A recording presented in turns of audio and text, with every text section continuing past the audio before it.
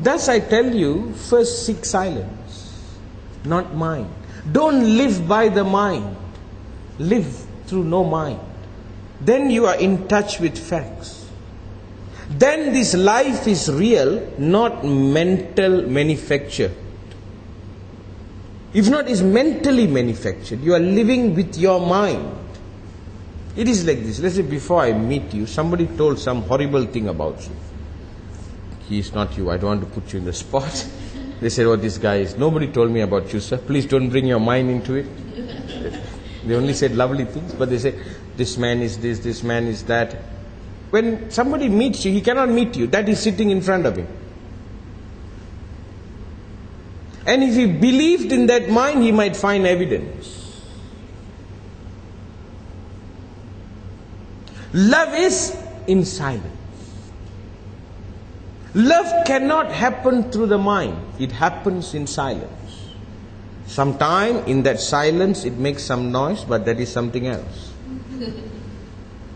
That is love in action. If you are interested in love, love is not a byproduct of the mind. Love is in the freedom of the mind. Thus I teach you meditation. Mastery meditation, Tavas meditation. You can choose to do any meditation. But all meditations, the primary activity is to draw the mind back to its source. To pull the mind back to its origin, so you sit in no mind. When there is no mind, you see you rightly. You see your reality rightly. Some time ago, I was reading this Fortune magazine, Fortune 500 magazine.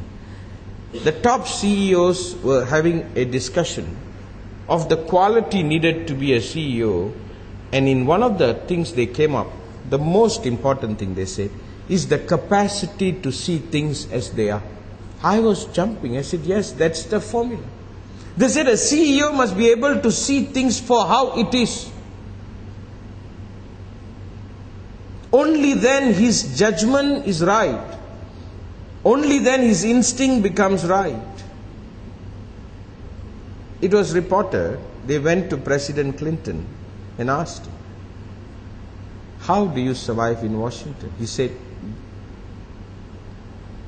we take facts as we find them. You cannot bring your mind to it. You cannot bring your idealism to it. If I'm not misquoting him, you take facts as you find them, or you take truth as you find them. This shows a caliber of not to bring your mind into it, but to deal with what is there, isn't it? Like if you are going to a beach, if you have a mind, you will expect the beach to be based on your mind. If you go there without a mind, then you see what is there. If not, you are battling with your idea. It happened to me, I was in Maldives, and we reached there late in the evening, about 7:30. So we had to take a boat to go to the island. So we went to the island, so it was dark, couldn't see nothing, it was just stars. And we were in this island and we have paid so much of money to be there. The guy took us through an alley. It was really scary, through an alley. It looked that way because it was dark.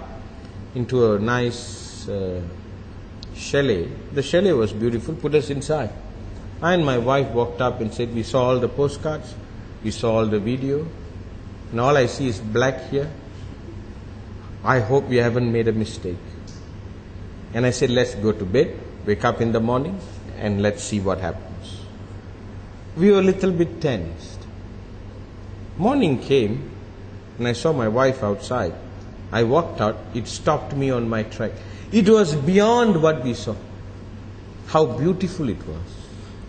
How clean the water was. Why all that reaction was, we had a bit of mind of how it would be because we saw the poster. You get what I'm saying? That is all right, because you have to make decision of things you don't know based on the mind. We cannot go there and decide to stay there. We have to see at the postcards and then make a decision. Okay, looks like a nice spot. Hopefully it looks like that. But when we went there, it was better than what we thought. I'm just showing you how the mind moves. That is all fine.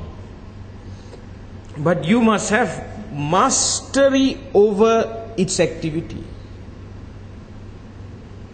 Thus, even if you and I want to communicate, we both must come to a no-mind state. Only then we can communicate. If not, our minds will be communicating. You follow, sir? Very good. Very good. Just one or two more things. When the mind becomes silent, you have energy. Not physical energy, inner energy. Whatever you want to call it. Psychic energies, spiritual energy, whatever. I do not care about the label. Right now your mind absorbs your energy. Thus you don't have that freshness. You don't have that juice for living. When the mind becomes silent, that energy falls within and that energy explodes as living, as action. Then this life is fresh every day. As how the body sleeps and when it wakes up it's fresh, the mind has to sleep too. Then it is rejuvenated, it is alive, it is very penetrating. The sleep of the mind is meditation. If you follow me. When the mind is silent, the energy is collected, brain becomes vital. Krishnamurti will always say, the negative state of the mind is the positive state of the brain. The positive state of the mind is the negative state of the brain. He is talking about when the mind is active, the brain becomes passive. When the mind is inactive, the brain becomes vital, alive. And the brain operates from fact. The mind does not. Sometimes mind doesn't recognize fact. That is why sometimes when you fall in love, whether it's a fact or a fiction, you got to give it a few years to figure out, isn't it? Somebody comes and tells, I love this girl. I say, what do you see? He sees things you can't see. You are also trying to see. Or the girl tells about the guy. She sees something and you are looking, you also can't see. That means she's seeing through the mind. But if what she sees, you see, there is a chance it's a fact.